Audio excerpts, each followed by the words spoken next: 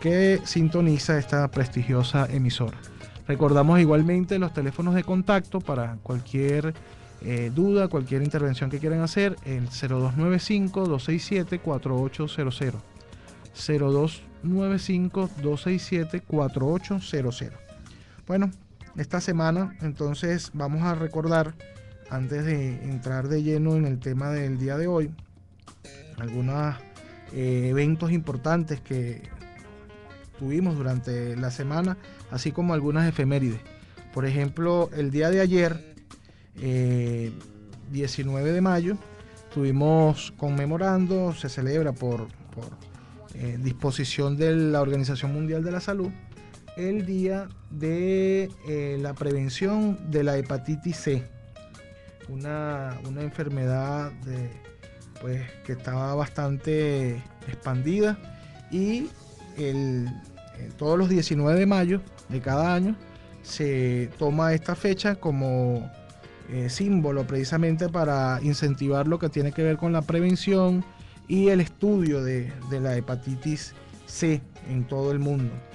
Entonces, en este caso, pues, hacer hincapié, por supuesto, lo que tiene que ver con este virus, sobre todo la significación que tiene, puesto que en algunos sitios del planeta Tierra, pues ya se ha convertido en una epidemia.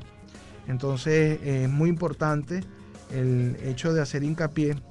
Recordamos que la hepatitis se transmite a través del contacto directo de la sangre de una persona infectada a otra persona. Los síntomas provocados por el virus de la hepatitis C pueden ser muy parecidos a los provocados por el virus de la hepatitis A o B. No obstante, la infección por el virus de la hepatitis C puede conducir a una larga enfermedad. Básicamente tiene que ver con trastornos del hígado.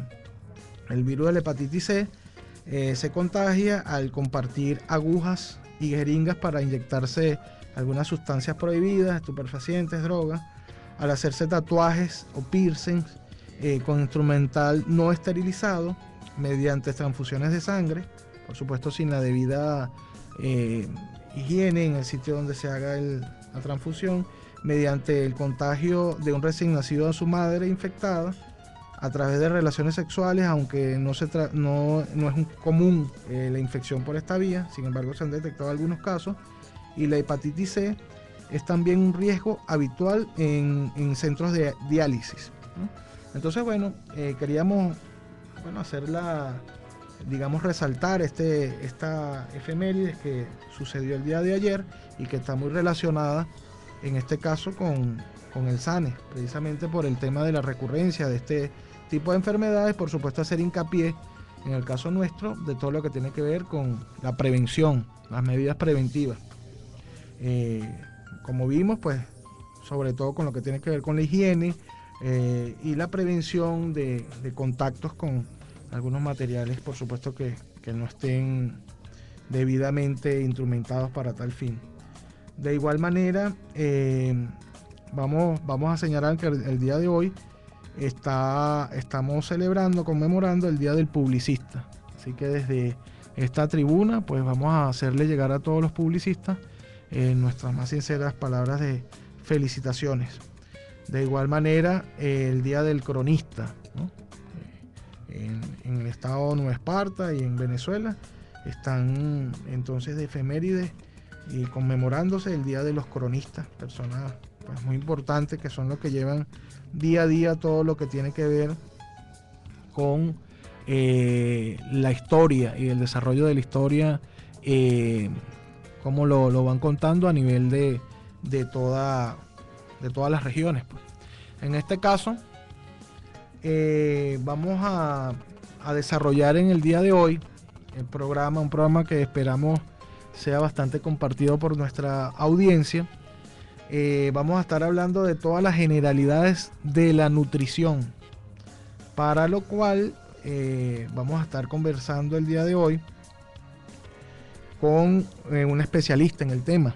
Se trata entonces de la licenciada en nutrición y dietética Mónica Pita, especialista en obesidad y control de peso, intervención diabética del aspecto autista, enfermedades metabólicas y soporte nutricional.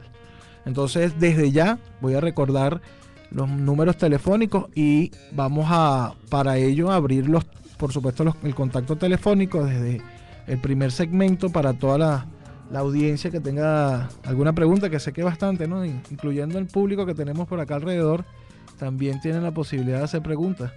El teléfono de contacto 0295 267 4800. 0295 267 4800. Bueno, buenas tardes, licenciada Mónica. De verdad que un placer para nosotros, ya en nuestro 8º programa, pues contar con su presencia y poder conversar un poco de un tema que es bastante amplio y que tiene muchísimo interés. Vamos, por supuesto, a desarrollarlo desde el punto de vista de lo que tiene que ver de la salud, pero también quisiera que tocáramos a lo largo del programa aquellas enfermedades que ya hemos tocado en este programa a lo largo de las 8 semanas que ya tenemos al aire y que son más frecuentes, por supuesto, que tienen que ver con la dieta. Entonces, bueno, buenas tardes. Buenas tardes, de antemano gracias por la invitación.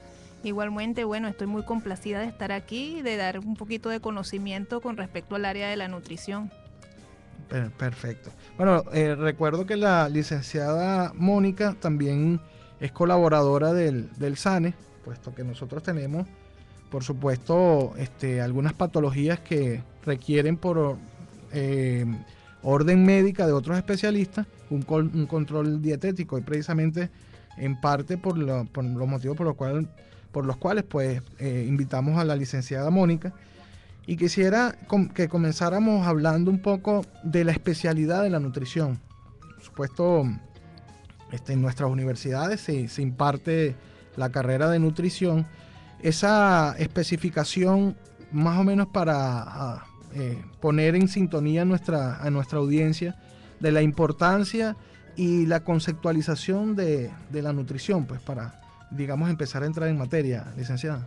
Bueno, la carrera de nutrición es una carrera que dentro de lo que cabe es bien completa y que tiene diversas áreas de acción. Por supuesto, mucha gente lo relaciona más que todo con el área clínica, pero también podemos abordar otras áreas que tienen que ver más con la parte administrativa. Sin embargo, en el programa vamos a tocar más lo que se refiere al área clínica. Nosotros, como licenciados en nutrición y dietética, estamos formados para abordar todo lo que se refiere a enfermedades relacionadas con la alimentación directamente, es decir, enfermedades que usualmente las podemos catalogar dentro de problemas metabólicos. Como bien tú dijiste, en SANES es muy frecuente la atención de pacientes que tienen problemas relacionados directamente con la alimentación, entre ellos, como hemos nombrado, la diabetes, las dislipidemias, que son los problemas con colesterol y triglicéridos, que generalmente son frecuentes dentro de la población, la obesidad como tal, que es un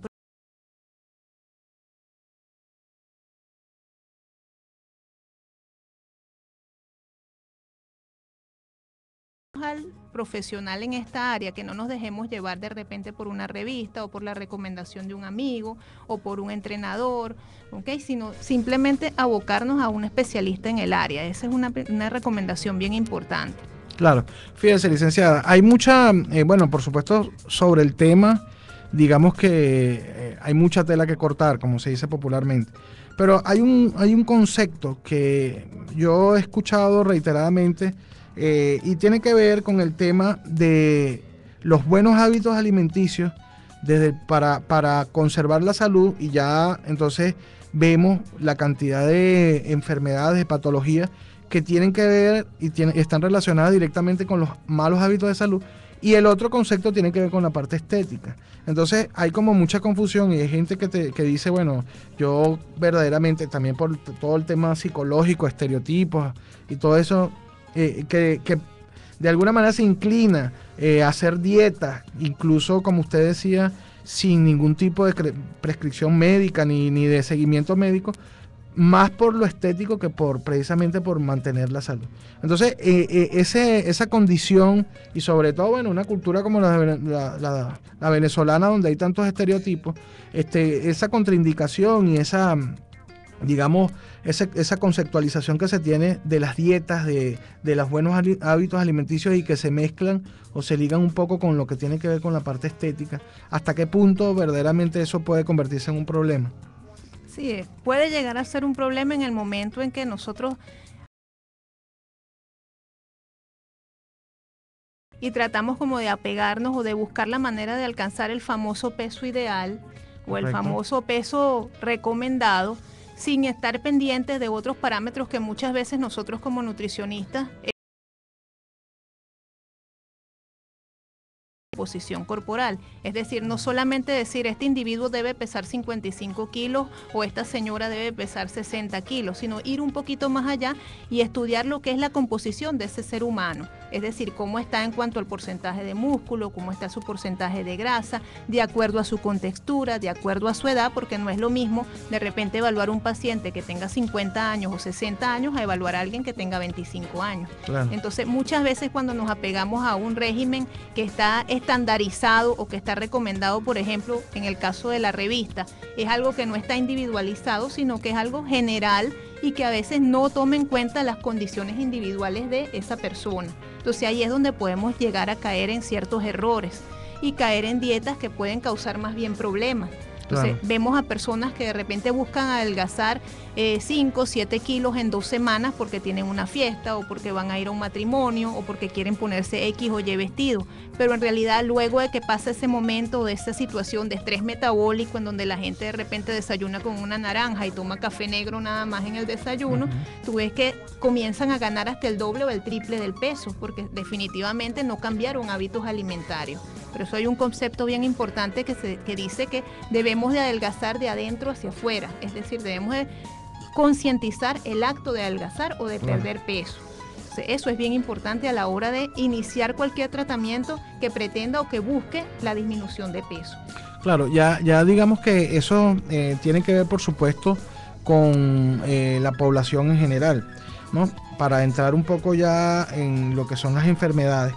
Sin embargo, yo quisiera, antes de ese punto, que habláramos un poco, hay un hábito, digamos, que se ha hecho práctica, y es aquella frase común en la que dicen que hay que desayunar como un rey, almorzar como un príncipe y cenar como un mendigo, ¿no? Entonces, claro, hay mucha gente que practica eso y de pronto lo hacen ya como alguna sabiduría popular o una cuestión, pero que no tiene un basamento, digamos, científico. ¿Hasta qué punto, licenciada, esa práctica es conveniente o no? Tomando en cuenta, por supuesto, bueno, que también hay muchísima gente, como usted decía, que en algunos casos deja de desayunar, en otros casos deja de cenar. ¿Hasta qué punto ese balance es apropiado? Independientemente, por supuesto, de que recalquemos que lo más importante es la visita al especialista y que le haga un plan, digamos, indicado para su condición particular. Claro, definitivamente lo que tiene que ver con el control de peso tiene que ver directamente con cambios de hábitos alimentarios. Entonces, lo que dice esa premisa que tú acabas de comentar es bien cierto porque se pudiera acoplar a lo que es una recomendación general dentro del área de la nutrición y dietética. Sí, en realidad debemos de desayunar, debemos de almorzar y debemos de cenar. Es un acto erróneo omitir cualquiera de las comidas del día. ¿Por qué? Porque en ese momento hacemos mucho más lento lo que es el proceso metabólico o lo que se llama como lo que llamamos el metabolismo. Entonces, lo ideal es que comamos varias veces al día, incluso hasta 5 o 6 veces al día. el hábito de dejar de desayunar o de no desayunar no es lo ideal. ¿Por qué? Porque nosotros venimos de un ayuno prolongado desde la noche anterior. Incluso hay personas que cenan muy temprano, 6 de la tarde, y entonces si esa persona va a almorzar, no desayuna y almuerza a las 12 del mediodía, estamos hablando de más de 12 horas de ayuno. Y esa no es la idea porque el cuerpo lo interpreta como una situación de estrés metabólico y él comienza a utilizar reservas para poder funcionar durante esa mañana. Y muchas veces esas reservas que utiliza nuestro cuerpo las extrae de nuestro tejido muscular. Y no es la idea, nosotros no debemos utilizar masa muscular para sostener las actividades del día, sobre todo aquellas actividades que son las primeras del día, las de las primeras horas de la mañana. Entonces es cierto que sí debemos hacer un buen desayuno, muy rico en proteínas, y luego hacer un almuerzo que tenga sus carbohidratos, sus proteínas y algo de grasa, y hacer una cena que sea más ligera. Incluso ya después de las 6 de la tarde lo más recomendable es disminuir prácticamente a cero el consumo de carbohidratos. Si es antes de las 6 de la tarde, si pudiéramos ingerir cierta cantidad de carbohidratos, pero controlados con alto contenido de fibra. Correcto. En ese sentido, fíjese que hay mucha gente bueno, como ya los decíamos, que de alguna forma cree que disminuyendo drásticamente el consumo de alimentos, pues va a obtener beneficios, sobre todo por el tema del peso. Con lo que usted nos acaba de decir, entonces, es todo lo contrario. En la medida en que la persona drásticamente, sin un plan debido, deje de comer alguna de las comidas o del plan dietético que tenga, pues va a producir un efecto exactamente el contrario, ¿no? Contrario a lo que se busca. En este caso usted hablaba del metabolismo. Entonces, implica, según lo que entendí, licenciada, que se debe buscar, al contrario de enlentecer ese metabolismo, de acelerarlo. O sea, ¿cuáles pudiesen ser, grosso modo, algunos tips que pudiésemos tener para acelerar ese metabolismo y poder conseguir, bueno, porque también aquí tenemos que, de pronto, a pesar de que no es la intención específica del programa, pero sé que mucha gente nos está escuchando y que probablemente pues tenga su aspiración de tener un menor peso. Entonces, en ese sentido, ¿cuáles serían algunas de las claves que pudiésemos darle a la audiencia para acelerar el metabolismo? Bueno, un poquito como lo que yo les comento a los pacientes siempre en consulta, es que tenemos que pensar en el metabolismo como el motor de un carro.